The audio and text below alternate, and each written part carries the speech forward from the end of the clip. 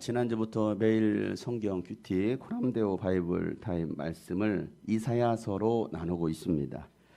이사야 선지자는 예수님이 오시기 전 BC 740년경에 유다와 예루살렘에서 활동했던 선지자입니다.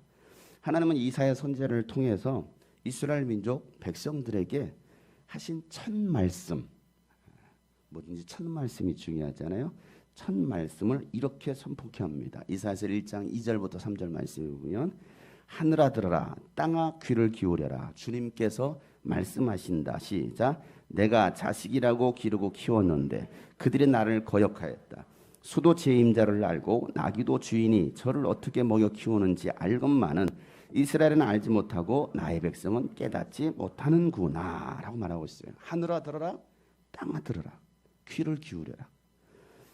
들어야 될 하나님의 말씀을 하나님의 백성들이, 사람들이 듣지 못하니까 하나님은 하늘과 땅을 향하여서 귀를 기울여 들어라 라고 말하고 있어요. 누가 들어야 되는데? 사람이 들어야 되는데, 인간이 들어야 되고 이스라엘 백성들이 들어야 되는데 듣지 않는 거예요. 자연은요, 하나님의 음성을 듣고 그대로 순종합니다. 이게 자연이에요. 지금 일어나고 있는 모든 현상들, 자연 현상들. 그런데 하나님의 백성은 어떻습니까? 듣지 않아요. 그 하나님의 백성이 듣지 않으면 하늘과 땅이 듣고 움직입니다. 지진으로, 태풍으로, 또 홍수와 가뭄과 폭설과 폭염과 메뚜기떼와 전염병으로 사람을 치는 거예요. 왜? 하나님의 음성을 듣거든요. 하나님께서 이 하나님의 형상과 모양으로 인간을 창조하시고 살게 하셨는데 그 인간들이 하나님을 대적하고 하나님을 향해서 등을 돌립니다. 우상을 만들어 놓고 자신을 보호해달라고, 자신의 복을 빌어달라고 그 우상들을 숭배하고 섬기고 있습니다. 아니, 자식이라고 키워놨더니, 제가 한결이를 자식이라고 키워놨더니 아버지 등에 칼을 꽂는 거예요.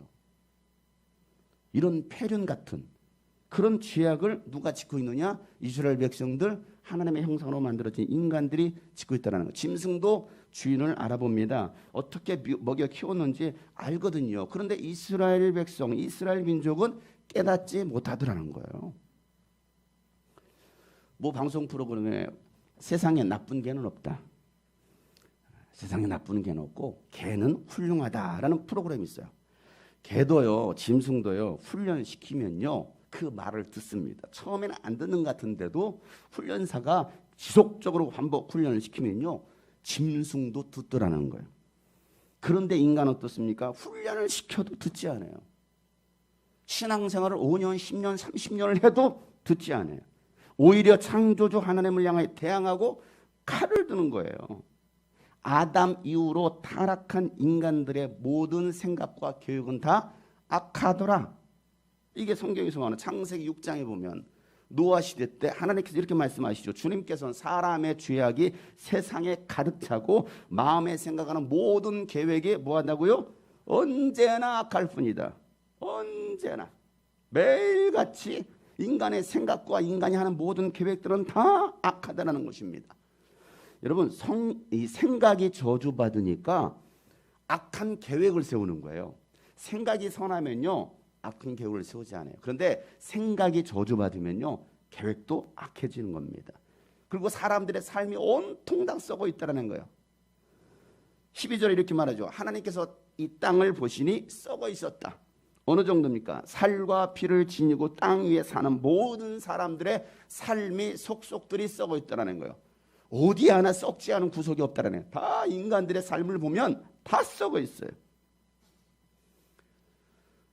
지난 7월 8일 대한민국 정부 제2의 최고 권력자라고 하는 정세균 국무총리가 전국의 교회를 대상으로 핵심 방역 수칙을 의무화한다면서 교회 전체를 고위험 시설로 지정하는 조치는 아니지만 정규 예배 외에는 각종 모임, 행사, 소모임, 식사 제공을 금지한다라는 지침을 내렸어요. 금지 명령을 내렸습니다. 앞뒤가 맞지 않는, 이건 공산주의 발상이거든요. 찬양할 때 큰 소리 내지 마라. 기도할 때 통성 기도하지 마라. 성경 공부하지 마라. 성경학교, 여름 수련회, 캠프, 수양관, 수련회, 부흥회 일체 금지. 성가대는 서도 되는데 연습은 하지 마라. 교회 내에서 큰 소리로 말하는 것을 금지한다. 그리고 교회 이름으로 모이는 모든 소모임은 금지한다. 그리고 어길 시 그 총관리자, 책임자나 저이겠죠. 책임자나 거기에 참여한 사람들은 300만 원 이하의 벌금을 부과하겠다. 이게 대한민국입니다. 오늘은 제가 여러분 큰 소리 치겠습니다. 여러분들 그냥 가만히 듣고만 계셔도 아멘 안 하셔도 괜찮아요. 속으로 아멘을 크게 하시고요. 제가 큰 소리 할 테니까 여러분들은 죄가 없다고 할 거예요. 저를 잡아간다. 이거 방송에 나가니까 저를 잡아봐세요. 우리 성도들 아무 죄 없습니다. 제가 혼자 큰 소리 냈습니다. 하면 될 테니까 여러분 잠자코 듣고 계시면 됩니다. 전국에 6만 3천 개의 교회가 있습니다. 전국에 6만 3천 개의 교회 중에 교회 예배와 소모임을 통해서 감염된 사람이 약 200에서 300명이라고 말합니다. 전체 확진자 13,300명. 어제 기준으로 13,300여 명 중에 1.8% 물류센터에서 콜센터에서 클럽에서 병원에서 나온 수치보다도 굉장히 적은 수치입니다. 주점에서 나온 수치보다도 그동안 전국에는 수많은 교회가 우리 교회를 비롯해서 많은 교회들이 지금까지 방역 지침을 따라서 전염병 확산 방지를 해서 열심히 방역에 솔선수범했습니다. 그리고 더 많은 구제를 하고요. 또 방역 요원들에게 수많은 물품도 제공했습니다. 그런데 수많은 교회 중에 특히 일부 교회에서 일어났던 그것도 교회빨이 아니고 외부에서 시작되었던 그래서 교회 모임에 참석한 건데 외부에서 감염돼서 교회 모임에 참석한 것을 교회빨 감염 확산으로 언론을 조작합니다. 해외에서 지금 유입되는 사람들의 전염병이 더 지금 확산되고 있습니다. 그들은 막지 않고 있습니다. 초창기 때부터 중국에서부터 시작되었던 것도 다 열어놨습니다. 막지 않고 있습니다.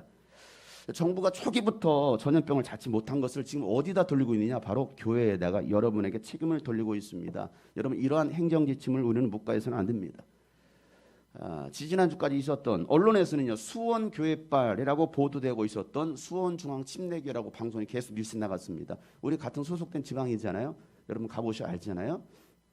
철저하게 방역을 하고 있거든요. 근데 이 수원중앙교회가 전염병을 미리 차단을 시켰어요. 그것도 전화 신방 가운데 성도님 잘 지내시면 우리 딸이요 우리 이거 확진자가 되었어요. 그래요? 그래서 그 이야기를 듣고서 교회에 참석했던 모든 사람들을 다 방역을 했습니다. 그리고 그 가족이 확진이 되었어요. 미리 차단을 해서 교회에서는 하나도 발생이 되지 않았습니다. 그래서 어떻게 보면 방역 우수 사례로서 굉장히 그 교회를 칭찬하고 있어요. 그런데도 불구하고 국무총리와 중대본부는 지속적으로 수원교회빨이라고 보도하고 있습니다. 그러면서 계속 수원중앙침례교회 영상을 내보내고 있습니다. 이거에 분노한 수원시장이 고소하겠다라는 거예요. 수원시장이. 왜? 우수 사례에 된 왜 이 교회를 이렇게 매도하느냐? 국민의 생각에 이 교회에 대한 부정적인 이미지를 심어주면서 분열을 조장하고 있어요. 장소와 상관없이 기독교인이 감염되면 전부 교회빨 감염이라고 보도합니다. 기독교인이란 이유 때문에. 그래서 이 전염병을 확산시키는 집단이 바로 교회다라고 매도하고 있어요. 여러분 그러다가 이태원 5월달에 있었던 이태원 클럽발 게이클럽에서 코로나가 확산되니까 정부와 언론은 인권 보호라는 이유로 동성애자들을 감추기 시작했습니다. 동선을 다 감췄습니다. 동성애자들에게는 인권이 있고 기독교인은 인권을 보장받지 못한 나라가 이 대한민국입니다. 여러분들은 전혀 인권이 보장받지 못하고 있습니다. 여러분 이 정부 초기 때 문재인 정부가 내걸었던 공정과 평등의 사회에 사람이 먼저다. 말은 하면서 전혀 공정하지도 않고 성소수자들을 보호한다고 포괄적 차별금지법을 통과시키려고 국회에 발의를 했습니다. 누가 반대합니까? 당연히 기독교인들이 반대합니다. 그리고 국민의 또 많은 사람들이 대다수가 이 법안이 통과되어서는 안 된다. 왜? 역차별을 당한다라는 것 때문에 반대하고 있습니다. 이런 포괄적 이 차별금지법을 반대하는 교회를 협박하는 소모임 금지 명령을 교회만 내리고 있는 아주 추악한 현실을 우리는 보고 있는 거예요. 한 교회에서요, 이 코로나 때문에 혈액 공급이 지금 원활하지 않거든요. 헌혈 좀 해주세요. 독려하고 있습니다. 그래서 그 소식을 들었던 한 교회가 성도들에게 독려해서 우리 헌혈합시다 하고서 13일 날, 이번 주 13일 날 헌혈하기로 한 70여 명이 결정을 했습니다. 그래서 대한적십자자에다가 전화를 했습니다. 우리 성도들 한 70여 명이 헌혈을 하려고 합니다. 아, 그래요. 너무나 감사합니다. 헌혈차 2대를 보내드리겠습니다. 했습니다. 교회로 보내드리겠습니다. 했는데 7월 8일 정세균 총리가 발표를 했습니다. 그리고 다시 전화가 왔습니다. 교회에서는 헌혈이 하면 안 됩니다. 동사무소에 오셔서 헌혈하셔야 됩니다. 동사무소 굉장히 넓은가 봐요. 동사무소에 와서 헌혈하셔야 되고 교회 이름으로 헌혈하면 안 됩니다. 개인 이름으로 헌혈하셔야 됩니다. 뭔 소리냐고. 우리 주차장 넓으니 그런 주차장에다 차를 대고 사자. 교회 주차장도 안 됩니다. 동사무소에 오셔서 헌혈해 주시기를 바랍니다. 여러분, 교회 주차장에서 헌혈하면 코로나에 걸립니다. 그러나 좁은 동사무소에서 헌혈하면 코로나가 안 걸린다라는 그런 대단한 나라가 이 나라예요. 교회 이름으로 하면 코로나가 걸리고 개인 이름으로 하면 코로나에 안 걸린다라는 이 마법 같은 일들이 대한민국에서 일어나고 있어요. 여러분들은 그 나라에 살고 있습니다. 2월에 이 코로나가 전국적으로 확산될 때에 정부가 예배를 온라인으로 바꿔서 진행하라고 했을 때 일부 교계 지도자들, 신학 교수들부터 시작해서 일부 교계 지도자들이 이건 교회 탄압이 아닙니다, 여러분. 전국에 있는 교회 성도들이요, 목회자들이요, 이건 교회 탄압이 아니고 전염병 확산을 막기 위한 것이라고 동조하기 시작했어요. 우리 적극 협조해야 됩니다. 물론 적극 협조했죠. 그래서 101주년 되는 3.1절 기념 예배조차도 교회에서 하지 않았어요. 대부분의 교회가 다 문을 닫았습니다. 제가 그때 뭐라고 발언한지 아십니까? 여러분, 기독교 탄압이 시작되었습니다. 그리고 더 강력하게 교회를 탄압할 것입니다라고 제가 2월 달부터 얘기를 했어요. 그때는 이렇게 말하는 사람들을 이상하게 봤습니다. 교회에서조차도 목사들이 너무 갔어 라고, 너무 그렇게 말하면 안 된다. 전염병, 코로나 이런 것들을 하나님의 심판이라고 말하면 안 된다라고 신학 교수들도 목회자들도 말하는 사람들이 상당수 있었습니다. 지난주까지 광주 사찰에서 대다수의 확진자들이 나왔습니다. 성당에서도 확진자가 나왔습니다. 그런데 교회만 모임을 금지시켰어요. 모든 클럽, 주점, 노래방 할 것 없이 모두 다 오픈시켰습니다. 방역 수칙 지키고 자제만 해달라는 건데 오로지 교회만 금지시키고 교회와 성도들을 벌금으로 협박하고 있습니다. 이게 무슨 현상들입니까, 여러분? 교회를 해체시키려는, 이건 악한 영들의 역사예요. 여러분, 이게 북한이지 남한이에요? 이 나라가 중국 시진핑 나라입니까? 중국 시진핑 벌벌 떱니다. 아주 새파랗게 어린 그 김정은에게 굽신거리면서 개성공단 연락사무소를 폭파시키면서 협박하니까 오히려 북한에 풍선을 내서 성경책과 쌀을 보급했던 선교단체를 대한민국을 위협하는 주적으로 내몰고서 대한민국 정부가 그들을 체포하고 있습니다. 이 나라가 여러분 종교의 자유가 있는 민주국가입니까? 공산국가입니까? 이 권력자들의 하수인 노릇하고 있는 국무총리, 국회의원들, 자신들의 기득권을 위해서 국민들을 이용해 먹는 정치꾼, 사기꾼들. 여러분, 어제 국회의원도 국립현충원에 안장하자라는 법안을 발의했어요. 누가요? 국회의원들이. 현충원에 안장시켜달라는 거예요. 도대체 하는 게 뭐 있다고. 여러분, 나라가 이재경영이 될 때까지 권력에 아부했던 교회 지도자들, 아무 생각 없이 그냥 교회만 다녔던 교인들, 여러분 이 나라를 지금까지 지켜주신 하나님을 버리면 하나님은 이 땅을 심판하십니다. 여러분 이 땅이 어떻게 세워졌는지를 여러분 잘 기억하셔야 됩니다. 하나님이 보호하사 우리나라 만세. 그래요. 하나님께서 이 나라를 지켜주셨어. 6.25 전쟁 때도 일제 침략 시대 때도 하나님께서 지켜주셨어. 왜? 기도하는 순교자들이 있었거든요. 신앙을 지켰던, 아니 6.25 때도 예배를 중단하지 않았던 이 나라인데 지금은 어떻습니까? 자신들의 죄악과 이 추태가 세상에 드러날까 봐 감추려고 자살하면 영웅을 만들어버린 이 시대. 정의와 공평이 사라졌습니다. 타락과 부패로 가득한 이 소돔과 고모라 땅과 같다라는 거예요. 그래서 이사야 선지자에게 하나님께서 하셨던 말씀이 뭐냐면 9절부터 10절에 만군의 주님께서 우리 가운데 얼마라도 살아남게 하시지 않으셨다면 우리는 마치 소돔처럼 되고 고모라처럼 될 뻔했다. 너희 소돔의 통치자들아 주님의 말씀을 들어라. 너희 고모라의 백성아 우리 하나님의 법에 귀를 기울여라. 이렇게 말합니다. 여러분 소돔과 이 고모라 땅과 같은 이곳에서 우리를 살려주셨습니다. 여러분을 구원해 주셨습니다. 그런데 우리를 살리시고 우리를 지키시고 먹이셨던 그 하나님을 예배하고 하나님을 섬기는 것이 아니라 하나님을 향해서 대적하고 있다는 것이죠. 뭐라고 말했어요? 그러니 이제는 우리가 하나님의 법에 귀를 기울여야 된다라고 말씀하고 있어요. 여러분의 신앙을 위협하는 더 악한 세상 여러분 펼쳐질 겁니다. 지금은 여러분 시작에 불과해요. 지금 시작입니다. 이제는요 정말 이 순교적 신앙을 가지지 않고서는 여러분의 믿음을 지킬 수 없어요. 어정쩡하게 교회만 다닌다고 주일 예배 참석한다고 여러분의 신앙을 지킬 수 있는 게 아닙니다. 왜? 이제 더 여러분들 목을 조여올 거거든요. 왜? 교회가 얼마나 말 잘 듣습니까? 정말 교회처럼 말 잘 듣고 이런 방역하고 철저히하고 이웃들 살피려고 도우려고 했던 단체가 도대체 얼마나 있습니까?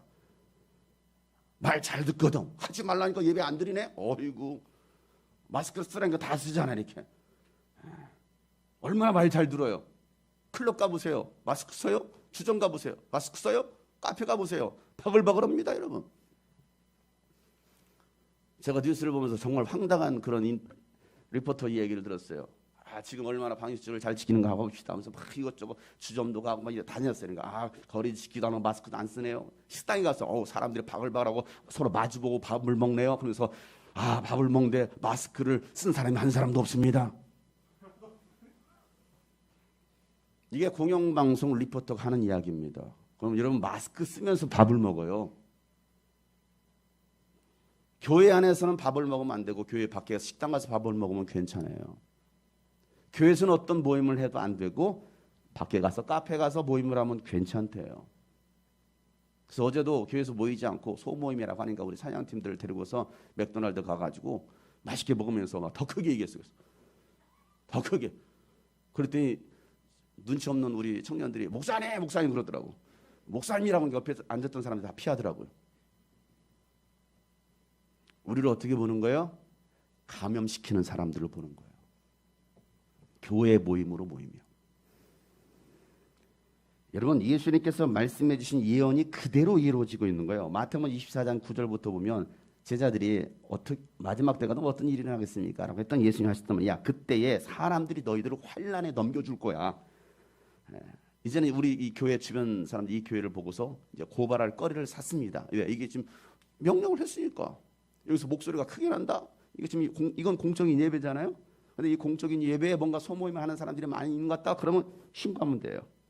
너희를 죽일 것이다. 또 너희는 내 이름 때문에 모든 민족에게 미움을 받을 것이니 또 많은 사람이 걸려서 넘어질 것이고 서로 넘겨주고 서로 비호할 것이 서로 넘겨준다라는 거예요. 이제 서로 감시하는 시대가 된다라는 거예요. 때로는 부모가 자식이 교회에서 감시합니다. 서로 넘겨준다라는 거예요. 고발하는 거예요. 주님이 꿈꾸신 게 고발합니다. 어제 몇 시경에 사람들한테 모여서 소모임을 했습니다.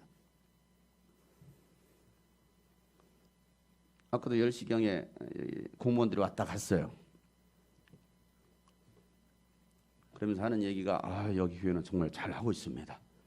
한 가지만 더 소독 뿌리는 거 그 일지만 좀 더 기록하는 거 남겨두시면 좋을 것 같습니다. 이 교회는 잘하고 있습니다. 칭찬받고 왔어요. 아이고야. 칭찬도 해줘요. 교회가 이러면 칭찬받아야죠. 빌미를 살 일이 뭐가 있습니까? 의자 간격 보니까 약간 사실 1m 간격이에요. 거의 다. 이 교회는 잘하고 있습니다. 그렇죠. 교회가 잘해야 여러분 떳떳하게 말할 수가 있는 거예요. 여러분들이 믿는 사람으로서 먼저 본이 돼야 여러분 세상 사람들을 향해서 우리가 이렇게 하고 있다. 다 지킬 것 지키고 있다라고 말하는 것이지. 일부 교회가 한 것을 마치 모든 교회가 6만 3천 개 되는 교회가 다 한 것처럼 매도해버리고 금지시키는 이런 현상들. 그런데 이런 상황 속에서도 뭐 한다라는 걸려 넘어질 자가 있다라는 거예요. 신앙 안에서. 여러분 걸려 넘어지는 자가 될 것이냐 믿음을 끝까지 지키는 자가 될 것이냐. 여러분 이 고난의 시대에 정신을 차리고 깨어 있어야 합니다. 그래서 베드로는요 베드로전서 5장 8절부터 9절에 정신을 차리고 깨어 있으십시오. 여러분의 원수 악마가 우는 사자같이 삼킬자를 두루다닙니다. 찾아서 두루다닙니다. 믿음에 굳게 서서 악마를 맞서 싸우십시오. 여러분도 아는 대로 세상에 있는 여러분의 뭐예요? 형제 자매들도 다 같은 고난을 받고 있습니다. 모두가 기독교인들 모두가 고난을 받고 있어요. 감시받고 있어요. 직장에 가도 내일 출근하면 어제 교회 갔다 왔어요? 이거부터 물어본다는 거죠.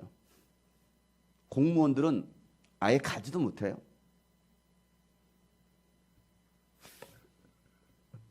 모두가 지금 고난을 받고 있는 이 시대에 여러분들 더 정신을 차리고 깨어 있으시고 이 시대가 어떤 시대인지 여러분 분별할 수 있어야 됩니다. 오늘 제가 하는 이 말이 단순히 여러분 정부를 비판한다고 생각하지 마세요. 제가 문재인 정권을 싫어하는가 봐. 박근혜 정권 때도 한마디 했어요.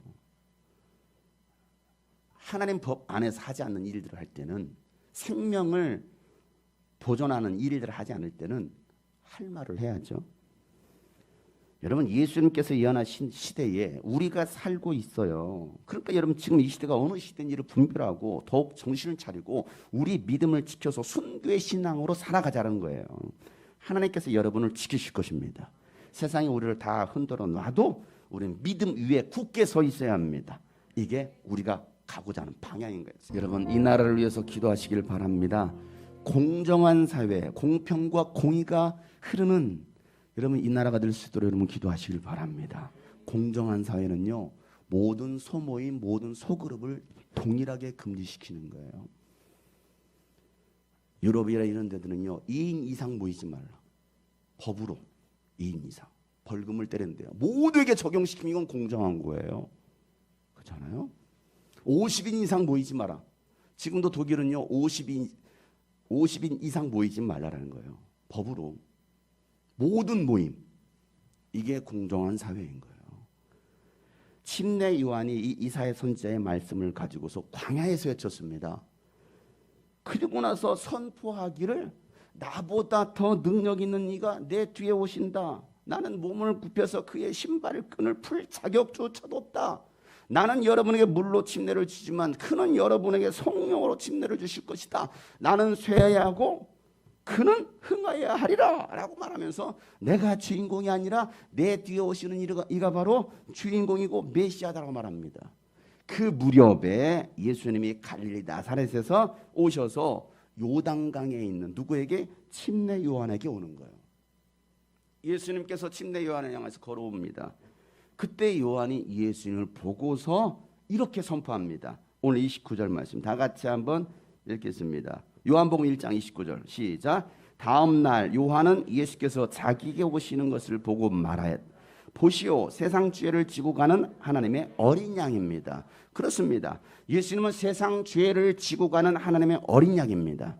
세상은요 타락한 죄인을 구원할 수가 없어요. 왜? 이 세상에 있는 사람 그 누구도 죄인 아닌 사람이 없거든요. 그러니 여러분 그 죄인들을 어떻게 구원합니까? 모든 사람은 죄인이기 때문에 죄가 없으신 하나님만이 죄를 구원할 수 있어요. 그래서 하나님께서 이 죄인들을 대신해서 십자가를 지시기 위해서 이 땅에 어린 양으로 오신 분이 바로 예수님이시다라는 것이죠. 구약의 수많은 예언자들이 이 예수님에 대해서 예언했습니다. 그리고 구약의 마지막 선지자였던 말라기 선지자가 예언했어요. 그리고 나서 400년이 흘렀습니다. 자, 400년이 흐르는 동안 이스라엘 백성들은 뭐합니까? 누구를 기다립니까? 엘리야를 기다리고 그들을 구원할 메시아를 그리스도를 기다리고 있었습니다. 그런데 오신 거예요. 근데 사람들이 알아봤다? 알아보지 못하더라 라고 말하고 있습니다. 여러분 침례 요한의 사명이 뭡니까? 주님 오실 길을 예배하는 거였습니다. 우리 지난 말씀처럼 높은 산, 구비진대, 골짜기, 계곡은 다 높은 것은 깎아내고 메우고 해서 평탄케 하라.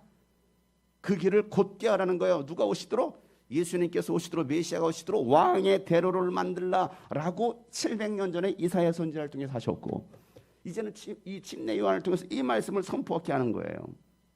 침례 요한은요, 주님 오실 길을 예비하고 세상이 예수님이 바로 하나님의 어린 양이라는 것을 선포하는 것, 이게 침례 요한이 가지고 있었던 사명입니다. 예수님이 어린 양이 되셔서 인간의 죄를 사하고 마귀를 멸하실 것을 선포하는 것.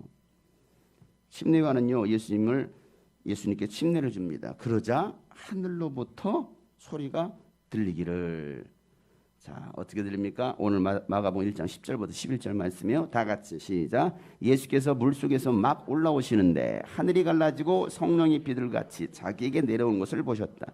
그리고 하늘로부터 소리가 났다. 너는 내 사랑하는 아들이다. 내가 너를 좋아한다 라고 말합니다. 뭐라고 말하고 있어요? 이는 내 사랑하는 아들이요, 내가 그를 좋아한다. 내가 기뻐하는 자다. 내가 그를 좋아한다라고 하나님의 음성이 들립니다. 사랑하는 성도 여러분, 우리를 구원하신 어린 양 예수님을 믿으십니까? 그러면 여러분에게 성령을 부어주십니다. 그리고 여러분에게 이렇게 말씀하시는 거, 너는 내 사랑하는 아들, 딸이다. 내가 너를 기뻐한다. 내가 너를 좋아한다라고 하나님께서 말씀하시는 거예요. 그 음성이 여러분 가운데 들려지기를 축복합니다.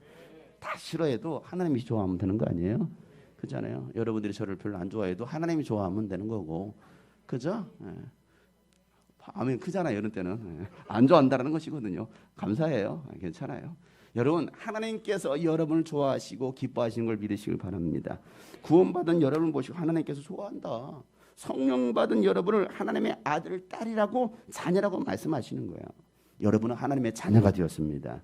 여러분, 여러분이 하나님의 자녀가 되는 순간 하나님께서 여러분을 지키십니다. 왜? 내 자녀를 누가 지킵니까? 그 부모가 지키잖아요. 하나님, 여러분이 자녀가 되는 순간 하나님께서 여러분을 지키시고 돌보시는 거예요. 어디에서 지키십니까? 광야에서 지키십니다. 어디서요? 누구로부터 지키십니까? 마귀, 샤마귀, 사탄 마귀 귀신으로부터 지켜주는 거예요. 왜? 내 자녀이기 때문에. 내 자녀이기 때문에. 자, 예수님이 성령의 충만함을 받자 성령께서 그 즉시로, 자 12절 보죠. 그리고 곧 성령이, 즉시로 성령, 이렇게 말하고 있습니다. 마가복음은요, 이 곧이란, 즉시라는 단어가 계속 나옵니다. 사건이 굉장히 빠르게 진행이 돼요. 그 즉시로, 곧바로. 자, 예수님을 어디로 데리고 가요? 광야로 내보내셨다. 누가요? 성령님께서. 여러분, 여러분의 지금 삶이 여러분 광야와 같습니까? 메마르고 아무것도 없고 여러분 정말 죽을 것 같은 상황입니까? 꽉 막혀버렸습니까? 아무것도 없습니까? 여러분, 왜 성령님께서 광야로 내보내셨을까요? 생각해 보세요.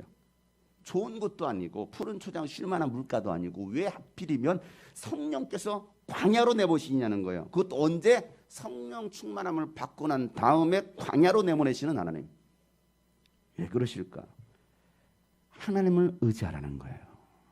우리 신앙은요, 하나님을 의지하는 겁니다. 광야는 하나님을 의지해야만 살 수 있는 곳이 바로 광야예요. 그 광야에서 볼 게 뭐 있어? 아무것도 없는데 하늘을 보거든요. 하나님을 바라보라는 것입니다. 여러분, 왜 보내셨을까요? 왜 광야로 보내셨을까요?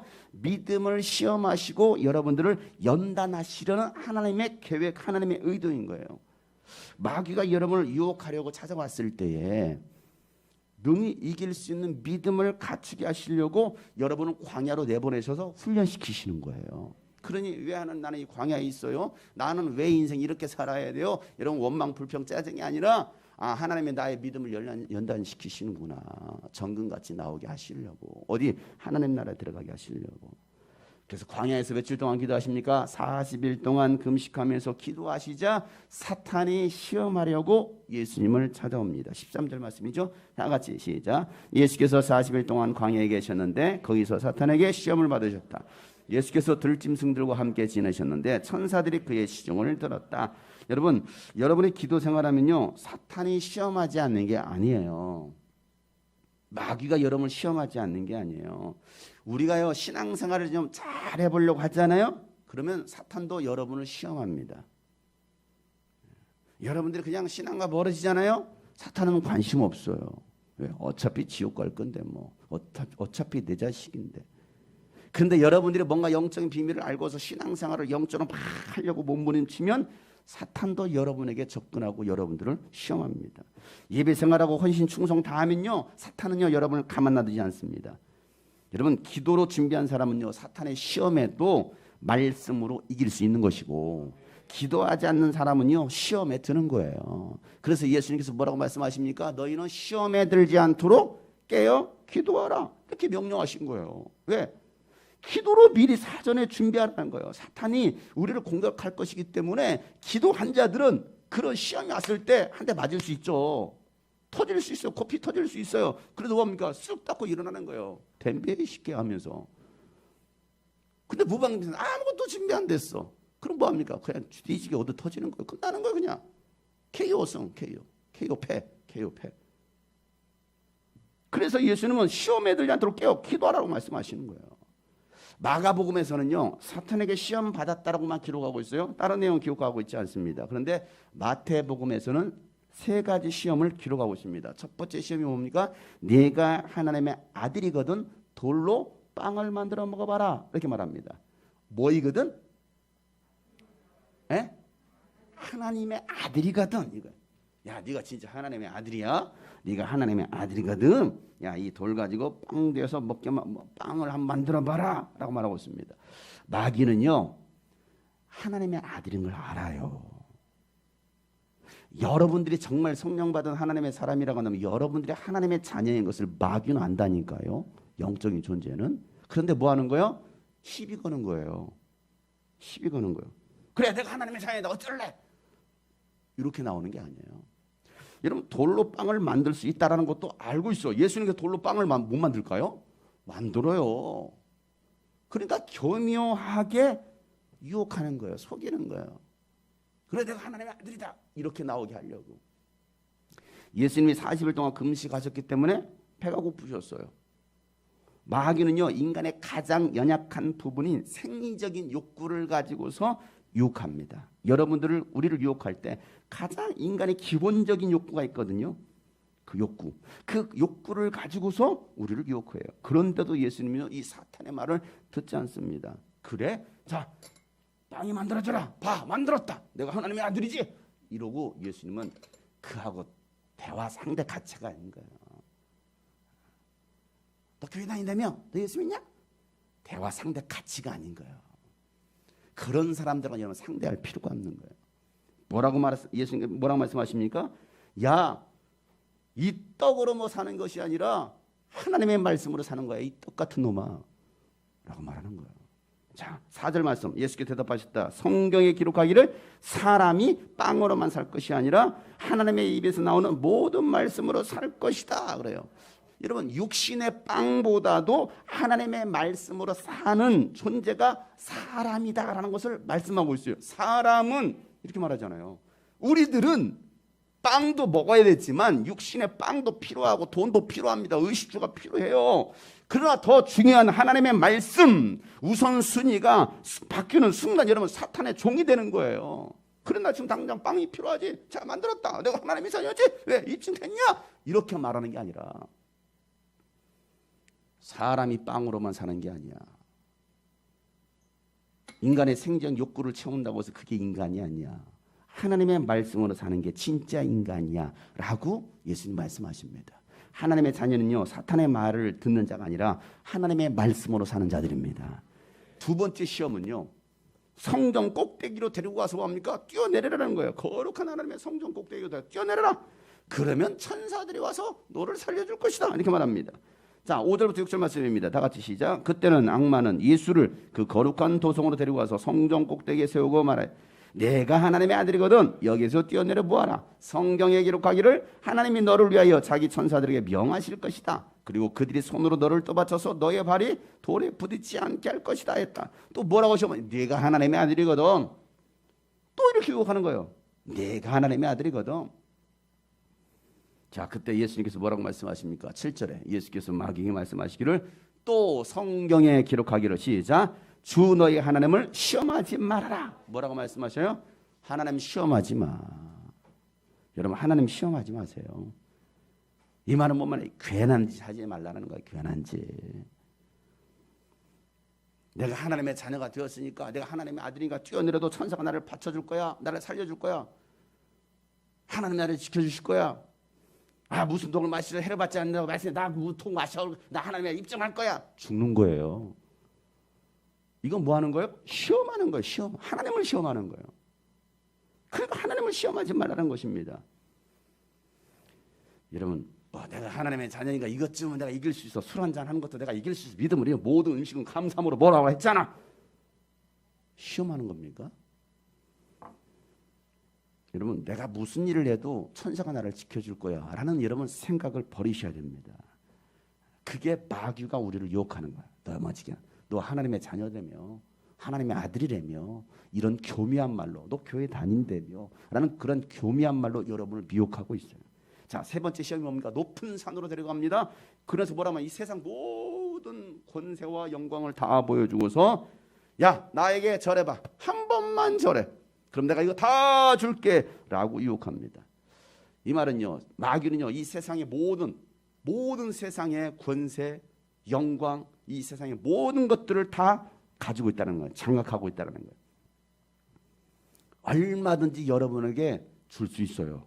누가요? 마귀도 줄 수 있어요.